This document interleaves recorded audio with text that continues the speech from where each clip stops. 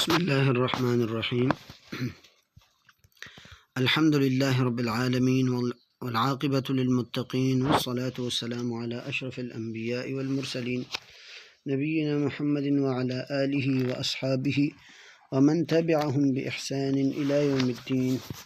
رب اشرح لی صدری ویسر لی امری واحلل عقدۃ من لسانی یفقہوا قولی واجعل لی وزیرا من اہلی ربنا زدنا علما اللهم وفقنا لما تحب وترضى اللهم أخلص نياتنا اللهم ارزقني التفكر والتدبر بما يتلوه لساني من كتابك والفهم له والمعرفة بمعانيه والعمل بذلك ما بقيت إنك على كل شيء قدير أما بعد بسم الله الرحمن الرحيم إذا السماء انفطرت وإذا الكواكب انتثرت وإذا البحار فجرت وإذا القبور بعثرت علمت نفس ما قدمت وأخرت۔ سورة الانفطار، اس کے متعلق بنیادی گفتگو گزر چکی ہے، اس کے موضوعات کے متعلق اور اسی طرح خلاصہ اور کچھ تفصیلات۔ سورۃ الانفطار کے بنیادی مقاصد میں سے ایک تو یہ قیامت کی ہولناکیوں کو بیان کرتی ہے تاکہ انسان میں فکر پیدا ہو، اور دوسرا انسان کے اعمال کی سنگینی اور اہمیت بتاتی ہے، اور اسی طرح اعمال کو درست کرنے کے طریقے تقریباً 10 اس صورت نے ذکر کیے۔ تو اب آتے ہیں اس کی تفسیر کی طرف۔ بسم اللہ الرحمن الرحیم۔ اذا السماء انفطرت، اور یاد کرو جب، اس وقت کو جب تمام آسمان پھٹ جائیں گے، تمام آسمان پھٹ جائیں گے۔ تو اذا عربی زبان میں جب استعمال ہوتا ہے، اور اسی طرح خاص کر جب قرآن میں استعمال ہوتا ہے، تو اس سے پہلے اذکروا کا لفظ محذوف ہوتا ہے، یعنی اذکروا اذا السماء انفطرت، یاد کرو اور یاد رکھو اور اس کو بھولو مت، یہ اللہ تعالیٰ بتانا چاہ رہے ہیں۔ تو اذا ان الفاظ اور ان معانی پر دلالت کرتا ہے۔ اذا السماء انفطرت، اور یاد کرو اور یاد رکھو اس وقت کو جب تمام آسمان پھٹ جائیں گے۔ السماء، یہاں الف لام عربی زبان میں یہ ہوتا ہے کہ الف لام بعض اوقات استغراق پر دلالت کرتا ہے، یعنی کہ صرف ایک آسمان جو ہمیں سامنے نظر آ رہا ہے یہ نہیں، بلکہ تمام آسمان پھٹ جائیں گے، وہ قیامت والا دن جو ہوگا۔ حالانکہ یہ آسمان بڑا مضبوط ہے، بڑی قوت، اور اللہ تعالیٰ نے اس کی مضبوطی ذکر کی ہے، بلکہ کہا اَأَنتُمْ أَشَدُّ خَلْقًا أَمِ السَّمَاءُ بَنَاهَا،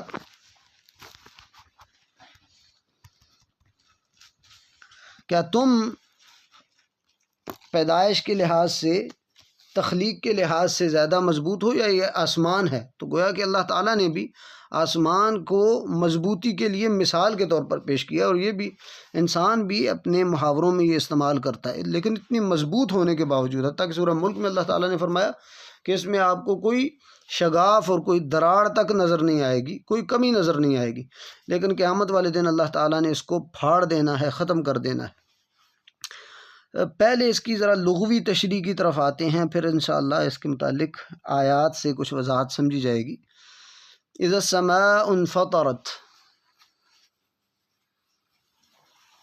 انفطرت، یہ جو انفطرت کا لفظ استعمال ہوا ہے اس کی تھوڑی سی وضاحت سمجھ لیتے ہیں تاکہ اس آیت کا مفہوم سمجھ آ جائے۔ تو انفطر لغوی طور پر عربی زبان میں فطرہ کسی چیز کو کھولنے اور اس کو ظاہر کرنے کا معنی اس میں پایا جاتا ہے، کسی چیز کو کھولنا اور اس کو ظاہر کرنا۔ اور اسی طرح فطر کا لفظ انفطر اسی سے نکلا ہوا ہے، تو اس سے مراد کسی چیز کا تازہ تازہ پھٹنا اور کھلنا، اس کے لیے یہ فطر کا لفظ استعمال ہوتا ہے کہ پہلے اس میں کوئی دراڑ تک نہیں تھی۔ اللہ تعالیٰ گویا کہ یہ بتانا چاہ رہے ہیں کہ اس آسمان میں پہلے کوئی دراڑ نہیں تھی، اسی وقت اللہ تعالیٰ اس کو پھاڑیں گے اور ختم ہوگا، اور یہ آسمان کو ختم کیا جائے گا۔ اور اسی طرح فطرہ کسی چیز کو عام پھاڑنا نہیں، بلکہ کسی چیز کو لمبائی میں پھاڑنا اور چیرنا، اور اس طرح دراڑ پڑ کے اس کو جو ہے پھاڑنا، یہ معنی پایا جاتا ہے۔ یہ معنی مفردات میں امام راغب اصفہانی نے ذکر کیا، اسی طرح تفسیر وغیرہ میں۔ تو یہ ہے کہ اس کی لغوی تشریح کہ کسی چیز کا لمبائی میں چرنا اور پھٹنا، دراڑیں پڑنے کے بعد اور اس کا کھل جانا بالکل، یہ ہے انفطار. اس کو کہتے ہیں انفطار، پھٹنا، اور اس انداز سے پھٹنا کہ لمبائی سے پورا آسمان ہی پھٹ گئے اور پورے آسمان کو ختم کر دیا جائے گا.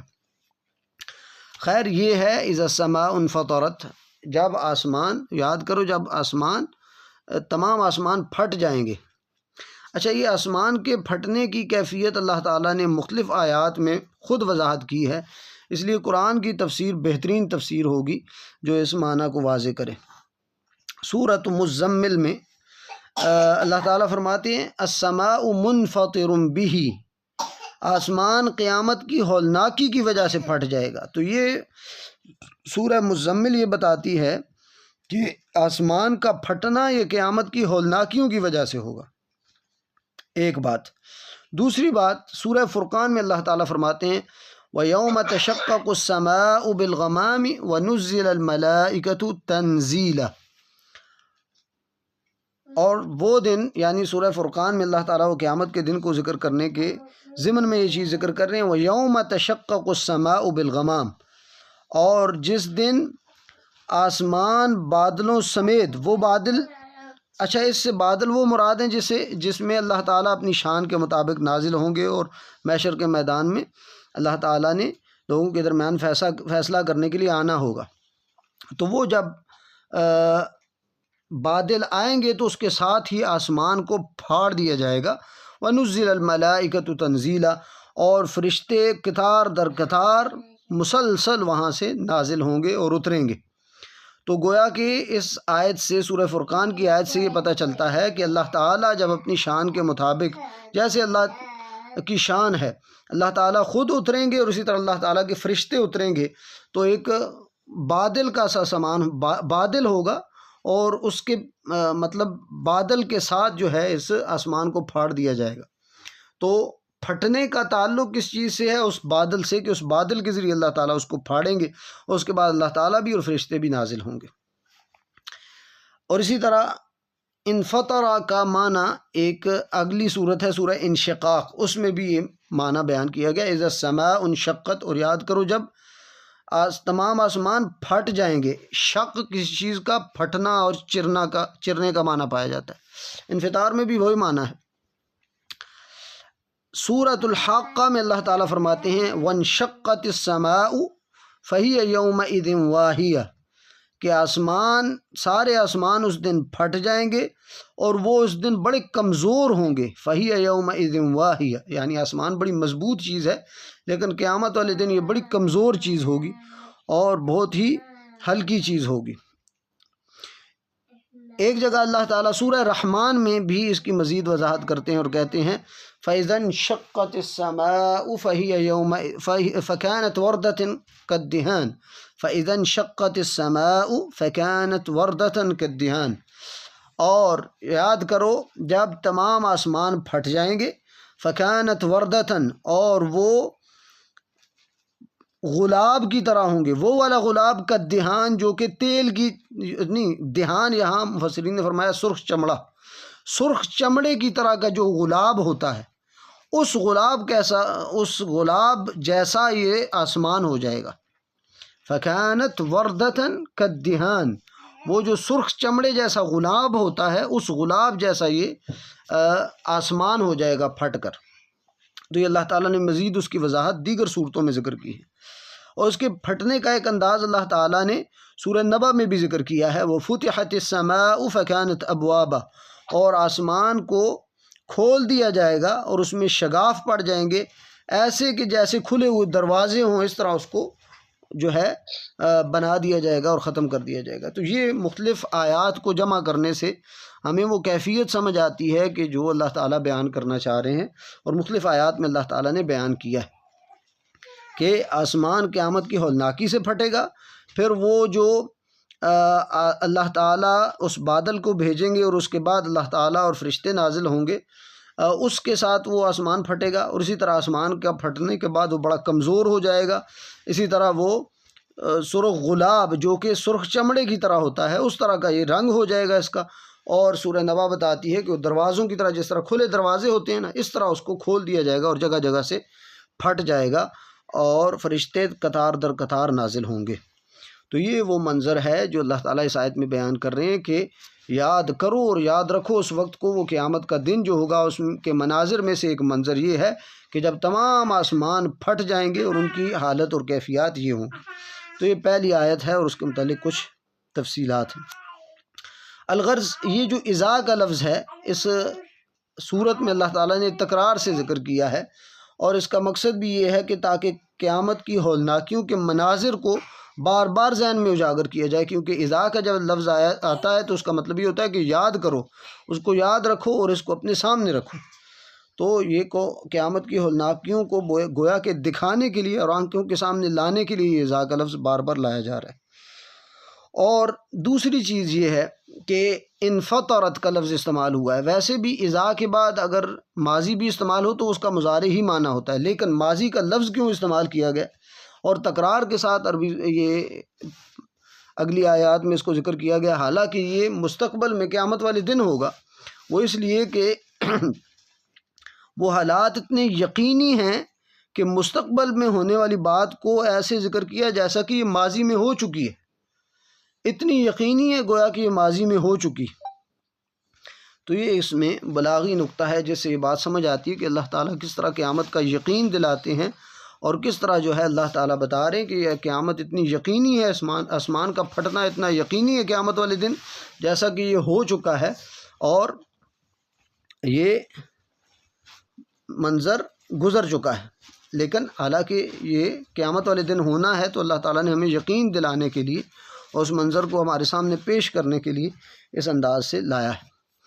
دوسری آیت ہے وَإِذَا الْكَوَاكِبُ انتَثَرَتْ۔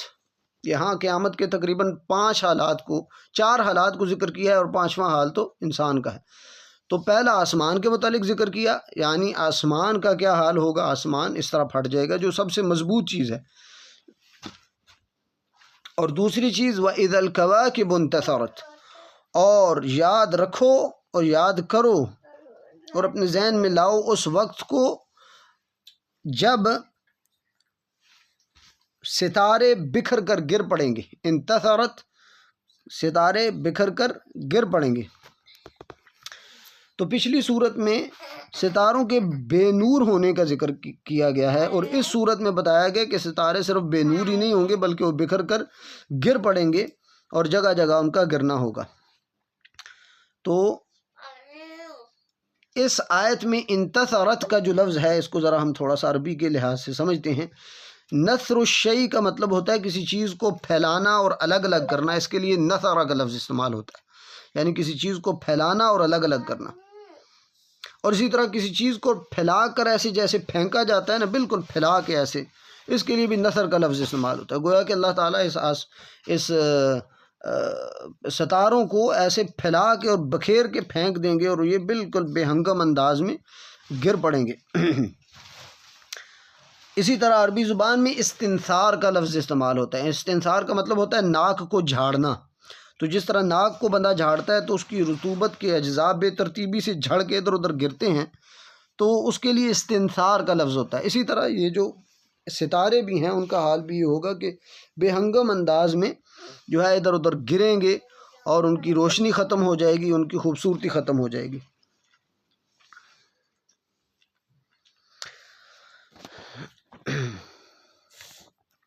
اس آیت کا پچھلی آیت کے ساتھ تعلق اس لحاظ سے ہے کہ آسمان کے ٹوٹنے اور کمزور ہونے اور اسی طرح مختلف جگہوں سے شگاف پڑنے سے اس کے نیچے لوگ اب خوف کا ان کا ایک منظر ہے، اور ساتھ ساتھ اللہ تعالیٰ وہ لوگوں کا یہ حال ہو سکتا ہے، اور یہ لوگ سوچ رہے ہوں گے کہ آسمان اب ان پر گر رہا ہے اور اب ان پر گر رہا ہے، اور ساتھ اللہ تعالیٰ نے آسمان سے متعلقہ جو مزید چیز ہے ستارے، ان کو بھی ذکر کیا کہ ستاروں کا بھی یہ حال ہوگا اور آسمان کا بھی یہ حال ہوگا۔ اس کے بعد یہ 2 آیات آسمان سے متعلقہ تھی۔ اس کے بعد اگلی آیت ہے جو زمین سے متعلق ہے، وَإِذَا الْبِحَارُ فُجِّرَتْ، اور اس سے اگلی آیت بھی زمین سے متعلق ہے۔ گویا کہ 2 آسمان سے متعلق آیات ہیں اور 2 آسمان سے متعلق مناظر ہیں اور 2 زمین سے متعلق مناظر ہیں۔ اور یہ مناظر جو ہیں یہ پہلی بار جو سور پھونکا جائے گا تو اس وقت جب تباہی ہوگی اور سب کچھ ختم ہو جائے گا، اس کے متعلق یہ 3 آیات میں تفصیل ہے۔ اذا السماء انفطرت واذا الكواكب انتثرت واذا البحار فجرت، یہ 3 آیات کا تعلق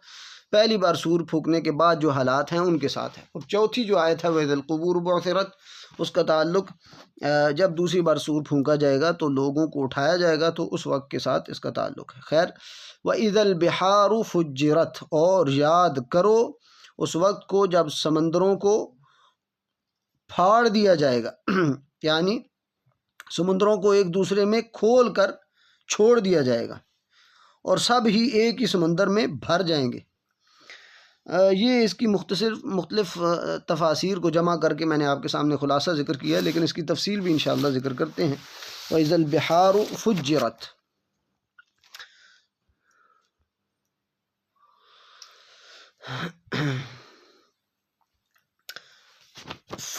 فجرت کا لفظ جو ہے، فجر کسی چیز کا خوب اچھی طرح سے کھلنے کے لیے فجر کا لفظ استعمال ہوتا ہے، اسی طرح کسی چیز کا وسیع پیمانے پر پھٹنے کے لیے بھی فجر کا لفظ استعمال ہوتا ہے۔ اور فجر کو بھی فجر اس لیے کہتے ہیں کہ یہ پورے افق آسمانی پر پھیل جاتی ہے اور اس کے بعد صبح ظاہر ہو جاتی ہے، تو اس لیے اس کو فجر کہا جاتا ہے۔ تو آسمان سارے یہاں سمندروں کی بات ہو رہی، تو سمندر سارے کے سارے پھٹ جائیں گے اور ایک دوسرے میں شامل ہو جائیں گے اور ایک سمندر بن جائے گا۔ خیر، اس کی تفسیر صحابہ اور تابعین سے میں ذکر کرتا ہوں۔ یہ لغوی طور پر شرح تھی کہ فجر کا مطلب کسی چیز کا وسیع پیمانے پر پھٹنا اور پھر اسی طرح وسیع پیمانے پر پھیلنا، اس کے لیے فجر کا لفظ استعمال ہوتا ہے۔ تو وَإِذَا الْبِحَارُ فُجِّرَتْ، اس آیت کا پچھلی آیت کے ساتھ، مطلب پچھلی صورت میں بھی سمندروں کی بات ہو رہی ہے، تو پچھلی صورت میں سمندروں کے متعلق بتایا گیا کہ آگ لگ جائے گی ان میں۔ وَإِذَا الْبِحَارُ سُجِّرَتْ، تو پچھلی صورت میں کہا گیا کہ سمندروں میں آگ لگ جائے گی، اس کا منظر پیش کیا گیا، اور اس صورت میں بتایا گیا کہ سمندروں کو پھاڑ دیا جائے گا اور سب سمندر مل کر ایک سمندر ہو جائیں گے۔ تو ان دونوں باتوں کو سمجھا جائے تو دونوں باتیں بالکل حق ہیں اور سچ ہیں، اور اللہ تعالیٰ جو خبر دے رہے ہیں وہ حقیقت ہے۔ ہاں، البتہ سمجھنے کی بات یہ ہے کہ پہلے قیامت کے شدید زلزلے ہوں گے اور ساری زمین پھٹ جائے گی، اور زمین پھٹنے کے ساتھ ہی سمندروں کے درمیان جو رکاوٹیں ہیں وہ ختم ہو جائیں گی اور پھر سارے سمندر ایک ہو جائیں گے، اور اس کے بعد ان سب میں آگ لگ جائے گی۔ اس کے بعد وہ ہے کہ پچھلی صورت میں جو آیت ہے اس کا تعلق دوسرے مرحلے سے ہے، اور اس صورت میں جو یہ آیت ہے وَإِذَا الْبِحَارُ فُجِّرَتْ، اس کا تعلق قیامت کے پہلے مرحلے سے ہے، جب سارے سمندر اکٹھے ہو جائیں گے اور ایک دوسرے میں جمع ہو جائیں گے۔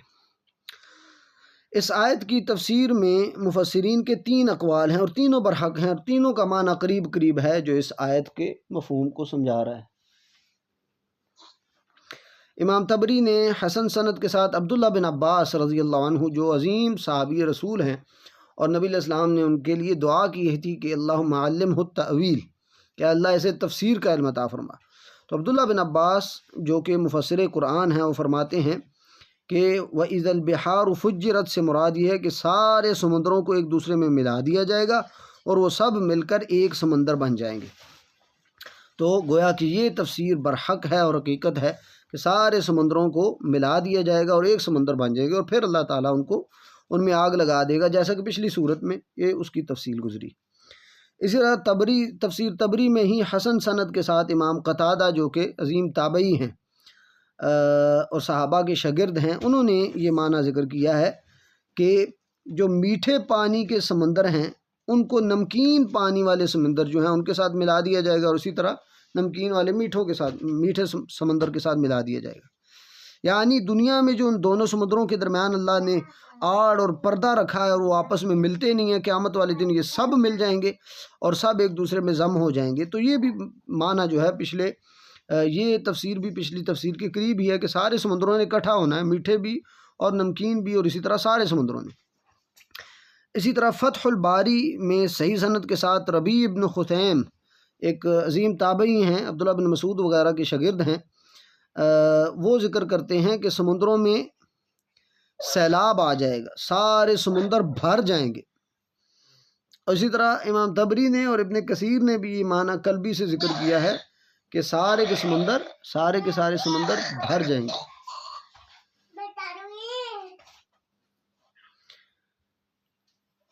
البتہ طبری اور ابن کثیر رحمہم اللہ نے حسن بصری جو کہ عظیم تابعی ہیں، ان کا یہ بھی قول ذکر کیا ہے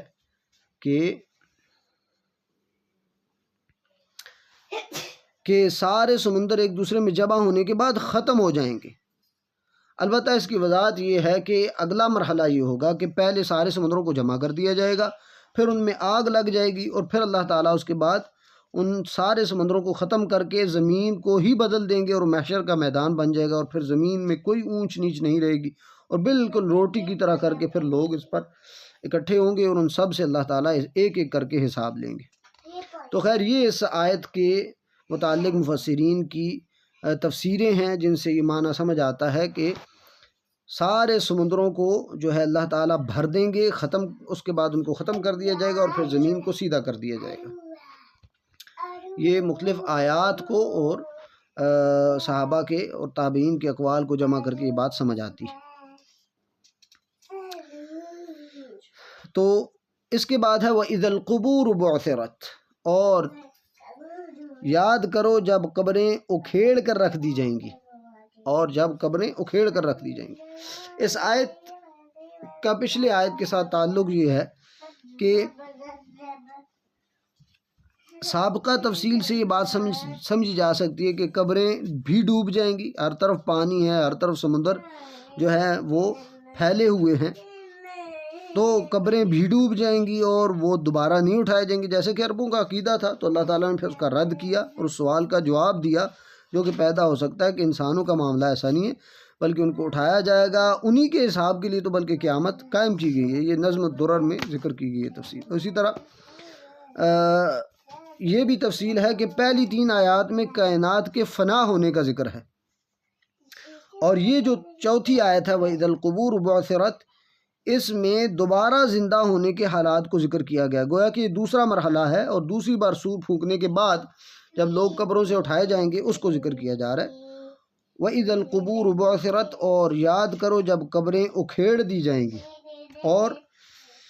امام طبری نے یہ بھی معنی ذکر کیا ہے کہ قبروں کو اکھیڑ کر مردوں کو زمین سے باہر لا کر اللہ تعالیٰ انہیں زندہ کر کے کھڑا کرے گا حساب کے لیے۔ تو بعثرہ کا مطلب ہے کھودنا اور مٹی کو ادھر ادھر کرنا اور اس میں موجود چیز کو نکالنا، اس کے لیے بعثرہ کا لفظ استعمال ہوتا ہے۔ بعثرہ زمین کو کھودنا، اس کی مٹی کو ادھر ادھر کرنا اور اس میں موجود چیز کو نکالنا۔ یہ لفظ اصل میں بعثرہ جو ہے یہ 2 الفاظ سے مل کر بنا ہے، بعثہ اور عثرہ سے۔ تو بعثہ کا معنی ہوتا ہے زمین کو کھود کر اس سے کچھ نکالنا،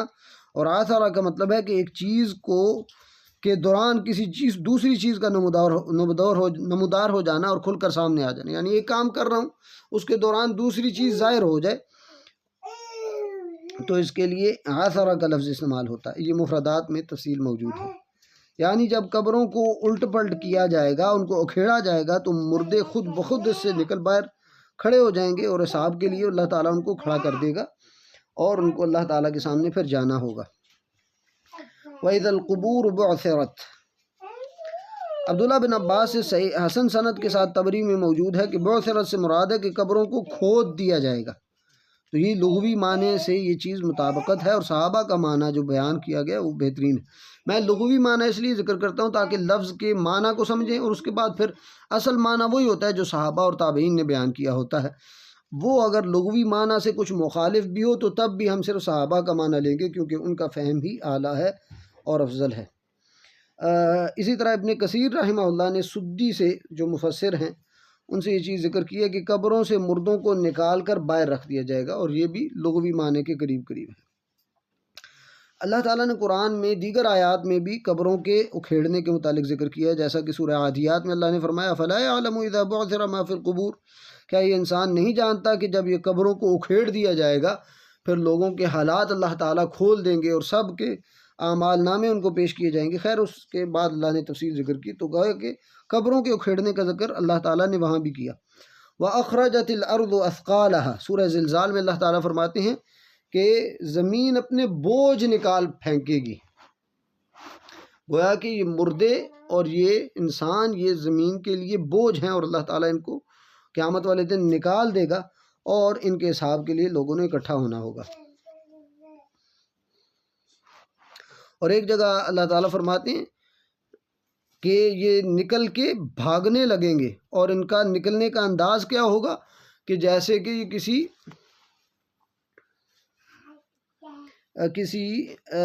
ہدف کی طرف بھاگ رہے ہیں، ایسے ان کا بھاگنا ہوگا۔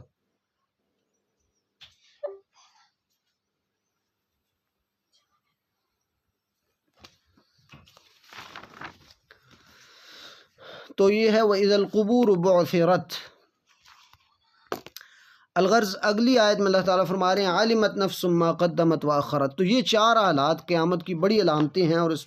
بات پر دلالت کرتی ہیں اس دنیا کو ختم کر دیا جائے گا، تو اس کا مطلب یہ ہے کہ اب انسان نے اگلے مرحلے میں داخل ہونا ہے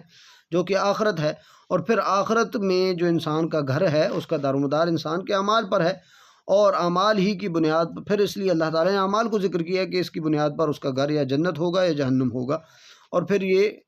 قیامت کے حالات میں سے پانچواں حال ہے، اور ساتھ ساتھ یہ اذا کا جواب بھی ہے۔ عربی زبان میں جب اذا کا لفظ استعمال کیا جاتا ہے تو اس کا جواب بھی ہوتا ہے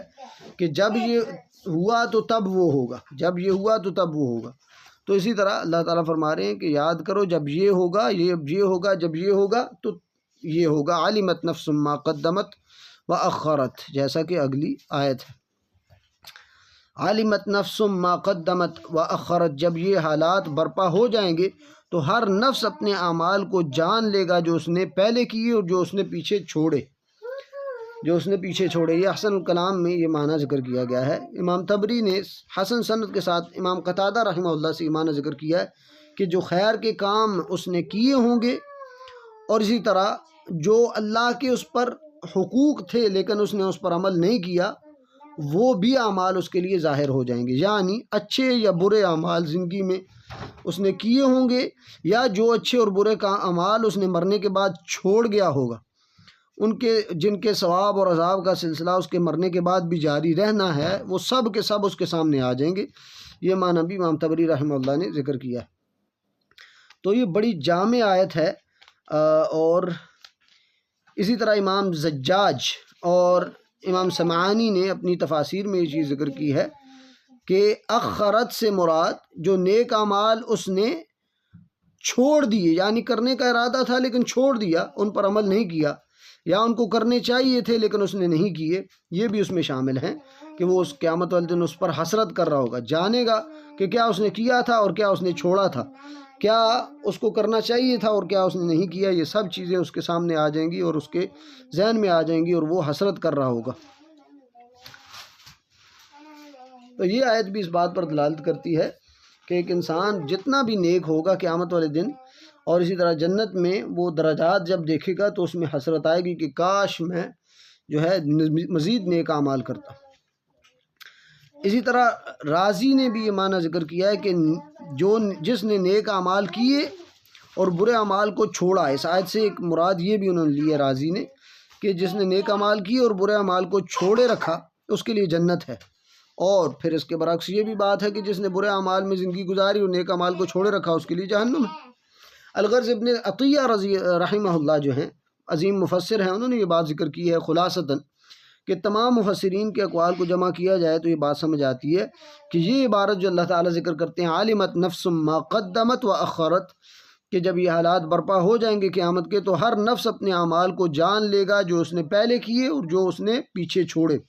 تو کہہ رہے ہیں یہ عبارت تمام اعمال پر دلالت کرتی ہے، یعنی تمام نیک اور برے اعمال جو اس نے کیے ہوں گے اور جو چھوڑے ہوں گے سب کے سب اس میں شامل ہے کہ سارے اعمال اس کے سامنے آ جائیں گے اور وہ دیکھ لے گا اور سمجھ لے گا۔ اور پھر دیگر آیات میں جیسا کہ اللہ تعالیٰ نے پچھلی صورت میں تفصیل ذکر کی ہے کہ لوگوں کے اعمال نامے ان کو عالمت نفس ما احضرت، جو بندے نے کیا ہوگا وہ اس کے سامنے آ جائے گا اور جو اس نے لایا ہوگا اس کو جان لے گا۔ الغرض پچھلی صورت میں انسان اپنے اعمال کے متعلق تفصیلی علم جو اس کو نامہ اعمال کے بعد ملے گا، اور انسان نامہ اعمال کو دیکھنے کے بعد جو اس کو اپنے انجام کا یقین ہو جائے گا، اس کا تعلق پچھلی صورت سے۔ اور اس صورت میں اللہ تعالیٰ نے ایک بندے کو جو مختصر علم ہوگا قیامت کے دن قبریں اکھڑ گئیں اور بندہ جو ہے اللہ کے سامنے جب بھاگ رہا ہے تو اس کو علم ہوگا کہ اس نے کیا کیا کیا اور کیا کیا چھوڑا ہے، تو تب وہ حسرت اور ندامت کر رہا ہوگا، اور یہ اللہ تعالیٰ کی طرف سے ہوگا۔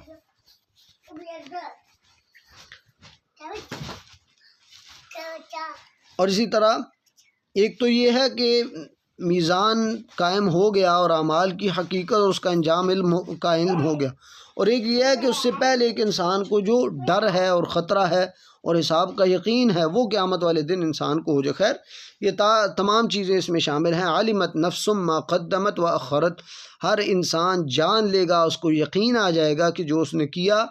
اور جو اس نے چھوڑا، یا جو اس نے نیک اچھے اور برے اعمال کیے، یا جو نیک اور اچھے اور اسی طرح برے اعمال کا طریقہ اس نے جاری کر کے چھوڑ دیا تھا۔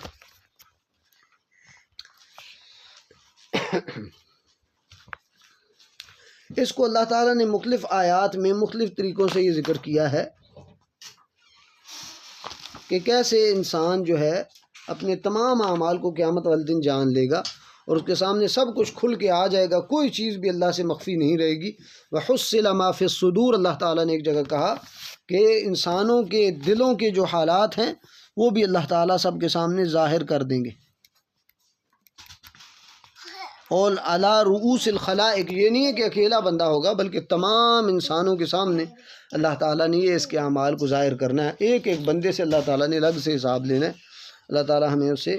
عافیت میں رکھے۔ تو بنی اسرائیل، سورہ بنی اسرائیل میں اللہ تعالیٰ نے فرمایا کہ قیامت والے دن ہر کسی کا نامہ اعمال کھول کر اس کے سامنے پیش کیا جائے گا اور کہا جائے گا اقرأ کتابک کفیٰ بنفسک اليوم علیک حسیبا، اپنے نامہ اعمال کو پڑھو اور آج تم اپنا حساب خود ہی کر سکتے ہو اور تم خود ہی حساب کرنے کے لیے کافی ہو۔ اور اسی طرح سورہ کہف میں اللہ تعالیٰ فرماتے ہیں کہ جب نامہ اعمال دیا جائے گا تو مجرم اس میں جو سب کچھ لکھا ہوا ہے اس میں سب کچھ پائے گا اور کہے گا ما لہذا الکتاب لا یغادر صغیرۃ ولا کبیرۃ الا احصاها، کہ یہ کیسی کتاب ہے کہ جس نے نہ کوئی چھوٹا عمل چھوڑا ہے نہ بڑا عمل چھوڑا ہے، ہر ایک کو ذکر کر دیا ہے اور کسی سے بھی ایک بندہ انکار نہیں کر سکے گا۔ اور اسی طرح جو نیک جن کو نامہ اعمال دائیں ہاتھ میں دیا جائے گا وہ اس کو پڑھیں گے، اس کی مختلف کیفیات اللہ تعالیٰ نے ذکر کی ہے مختلف صورتوں میں۔ سورہ حاقہ میں ہے کہ وہ لوگوں کو پڑھاتا پھرے گا، سورہ بنی اسرائیل میں ہے کہ وہ خود پڑھے گا، اور اسی طرح جس کو نامہ اعمال بائیں ہاتھ میں ملے گا تو بڑی حسرتیں کر رہا ہوگا اور کہے گا کہ کاش مجھے نامہ اعمال ملا ہی نہ ہوتا۔ اور اسی طرح جس کو دائیں ہاتھ میں ملنا ہے اس کا حساب آسان ہونا ہے، جیسا کہ سورہ انشقاق میں ہے۔ اور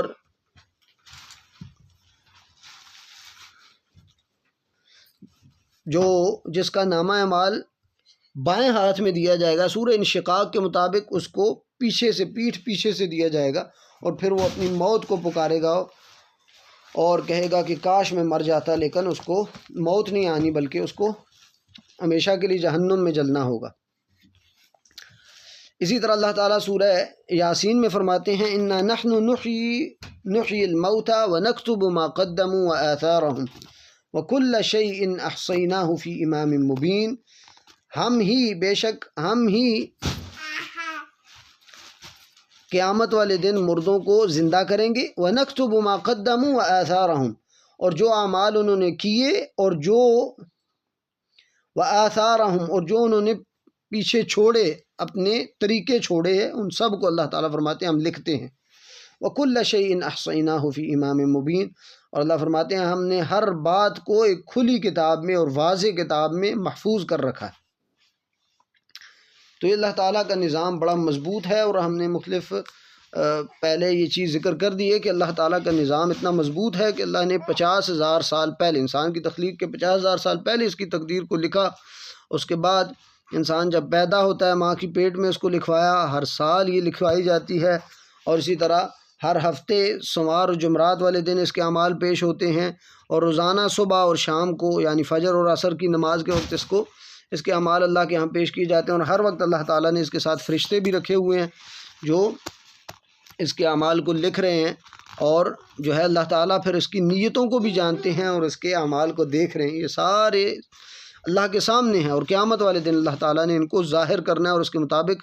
بندے سے حساب لینا ہے۔ اللہ تعالیٰ ہمارے لیے آسانی کا معاملہ فرمائے۔ صحیح مسلم میں ایک حدیث ہے جس سے بھی اس آیت کا کچھ معنی اور وضاحت ہوتی ہے کہ اللہ کے نبی صلی اللہ علیہ وسلم نے فرمایا کہ جس نے کسی سنت کو زندہ کیا، من سن فی الاسلام سنت حسنہ، اس کا صحیح معنی یہ ہے کہ جس نے ایک سنت جو نبی علیہ السلام سے ثابت تھی اس کو لوگوں کے درمیان ترویج دی اور لوگوں کے درمیان اس کو مشہور کیا، تو اس کے خود کے عمل کرنے کا بھی اس کو ثواب ملے گا، اور جو اس کے دیکھ کر دوسرے لوگ عمل کریں گے ان کو بھی اس کا ثواب ہوگا۔ اور اسی طرح جو برا طریقہ اور برائی کو رواج دے گا تو اس کے اپنے عمل پر بھی تو اس کو گناہ ہوگا، لیکن اس کے ساتھ ساتھ جو دوسرے اس کو دیکھ کر اس پر عمل کریں گے ان کا گناہ بھی اس کو ملے گا۔ تو اس آیت میں بھی یہی بتایا جا رہا ہے، علمت نفس ما قدمت و اخرت، جو ہر نفس جان لے گا جو اس نے اعمال کیے اور جو اس نے پیچھے چھوڑے، یعنی انسان جو نیک اور بد عمل کرتا ہے وہ بھی اس کو ثواب یا عذاب ہوگا، اور ساتھ ساتھ جس طرح کے طریقے وہ چھوڑ کے جا رہا ہے، جس طرح کے عمل، اور خاص کر آج کل سوشل میڈیا کا دور ہے، تو یہ انسان جو یہ آثار چھوڑ کے جا رہا ہے، اور جس طرح کا عمل اور جس طرح کی وہ ویڈیوز اور جس طرح کے سوشل میڈیا پہ مواد چھوڑ کے جا رہا ہے، اس کے مطابق اس سے جو ہے قیامت والے دن پوچھا بھی جائے گا، کیونکہ یہ جو آج کل کا دور ہے، ویسے بھی انسان نے ایک بات کرنی اچھی یا بری تو اس کا اثر رہتا ہے، لیکن